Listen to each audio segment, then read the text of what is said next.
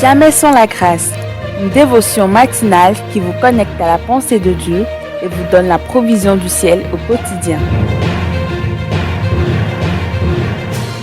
Bonjour les amis, bienvenue dans votre dévotion matinale Jamais sans la grâce. Une nouvelle journée, une nouvelle provision. Père Saint, oh combien nous sommes rassurés ce matin, comme nous sommes confiants ce matin de savoir que tu parles pour nous. Tu parles en notre faveur, Seigneur, et cela nous rassure. Et cela nous donne le courage de nous approcher de toi. Et ce matin, nous nous approchons de ton trône pour recevoir grâce et miséricorde. Bénis nos internautes, bénis nos amis qui nous écoutent, des gens qui traversent des moments difficiles, des gens qui n'arrivent plus à s'approcher de toi. Merci de rassurer quelqu'un ce matin. Rassure quelqu'un de ton amour, Jésus. Amen. Une fois encore, nos chers amis, je vous dis bonjour. Et hier, dans la dévotion d'hier, nous parlons que nous avons un Dieu qui continue de parler. Un Dieu qui continue de parler. Aujourd'hui, il y a des gens qui cherchent, des gens qui vont parler pour eux. Des gens qui vont être leur porte-parole. Mais vous savez, nous avons un Dieu qui parle pour nous. Il ne parle pas contre nous, mais il parle en notre faveur. Amen. Et dans le verset que nous avons lu hier dans Marc 4, nous allons continuer et je vais lire pour vous. Marc 4, le verset 24. Il leur dit encore, prenez garde à ce que vous entendez. On vous mesurera avec la mesure dont vous vous serez servi. Et on y ajoutera pour vous. Amen. Et ce matin, ce que j'aimerais que nous voyions ensemble, c'est ce côté, c'est cette exhortation, cette invitation que Jésus nous fait. Il dit, prenez garde, prenez garde, prenez garde.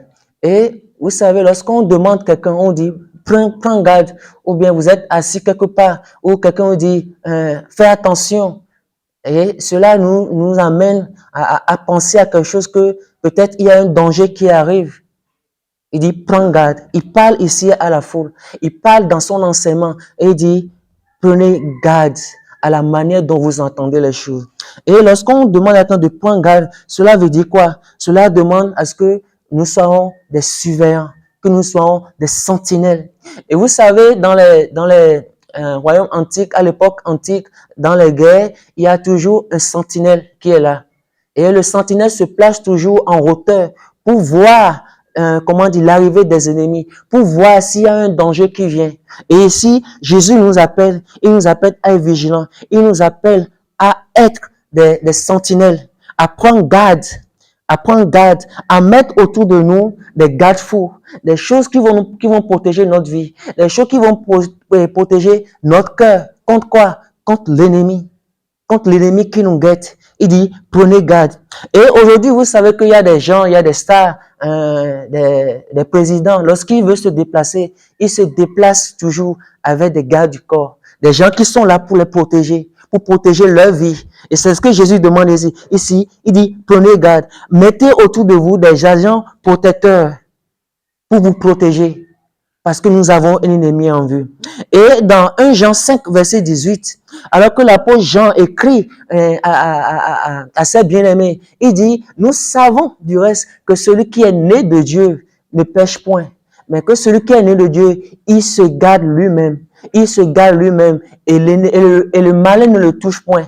Donc, cela en fait ce que nous sommes en train de dire ici. Je dis, prenez garde à la manière dont nous entendons les choses. Pour dire quoi? Que la façon que nous entendons les choses peut laisser la porte à l'ennemi de nous atteindre, peut laisser la porte à d'autres personnes qui sont mal disposées de nous faire du mal. Et dit quoi? Prenez garde, de nous garder nous-mêmes, de nous garder. Et quelle est la plus belle façon de se garder soi-même, c'est de se tourner vers la parole de Dieu, de se tourner vers cette personne qui nous lance cette recommandation, qui nous dit, prenez garde, prenez garde. Et le même mot est utilisé dans Éphésiens 6, lorsque l'apôtre Paul parle des âmes de Dieu, des âmes du chrétien. Il dit, prenez toutes les âmes de Dieu, prenez toutes les âmes, afin de quoi? Afin de tenir ferme dans les moments difficiles. Et c'est ce qu'il dit, en prenant garde, nous cherchons des choses, des éléments qu'il nous faut pour que notre vie soit rassurée, pour que notre vie soit protégée. Parce que souvent, l'attaque vient de l'extérieur.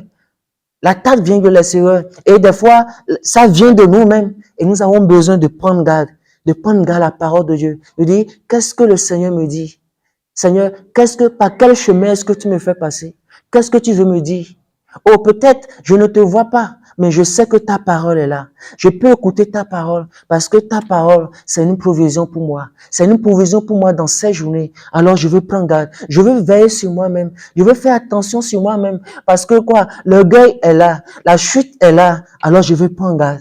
Je veux prendre garde. Et c'est une prière que nous pouvons faire ce matin. Oh Seigneur, ce matin, je prie, garde-moi. Apprends-moi à me garder. Apprends-moi à me confier à ta parole parce que elle seule est mon gardien. Merci et que Dieu vous bénisse. Si vous avez aimé cette émission, parlez-en à vos amis. Parlez-leur du message de la grâce et de ce qu'il fait dans vos vies.